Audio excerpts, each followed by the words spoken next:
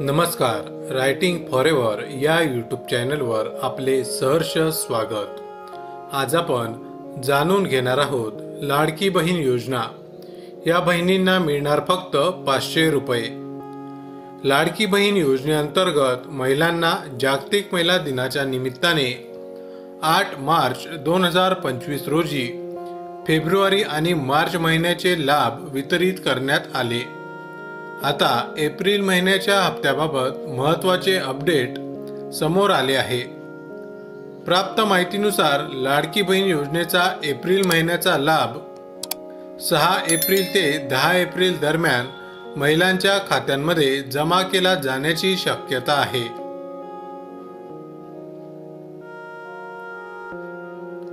काही महिलांसाठी कमी लाभ.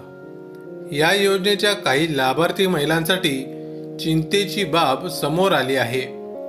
काही महिलांना यापुढे दरमहा 1500 रुपयांऐवजी केवळ 500 रुपयांचा लाभ मिळणार आहे. हा निर्णय का घेण्यात आला याबाबत सविस्तर माहिती पुढे पाहूया. त्यामुळे व्हिडिओ शेवटपर्यंत बघा. कोणत्या महिलांना मिळणार कमी लाभ? लाडकी बहीण योजनेच्या माध्यमातून सध्या दरमहा 1500 रुपये दिले जातात आणि लवकरच ही रक्कम 2100 रुपयांपर्यंत वाढवण्याचा विचार सरकार करत आहे.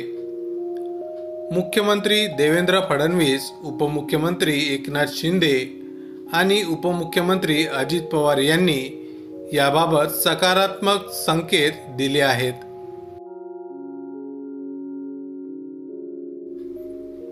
ज्या महिला केंद्र सरकारच्या PM किसान सन्मान निधी किंवा राज्य सरकारच्या नमो शेतकरी योजनेचा लाभ घेत आहेत, त्यांना लाडकी बहीण योजनेतून दरमहा केवळ 500 रुपयेच मिळणार आहेत.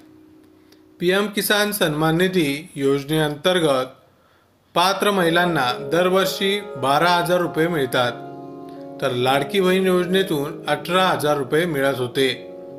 त्यामुळे अशा महिलांना दोन्ही योजनांचा लाभ मिळू नये यासाठी हा निर्णय घेण्यात आला आहे. त्यामुळे संबंधित महिलांना आता फक्त 6,000 रुपये दरवर्षी लाडकी बहीण योजनेतून मिळतील.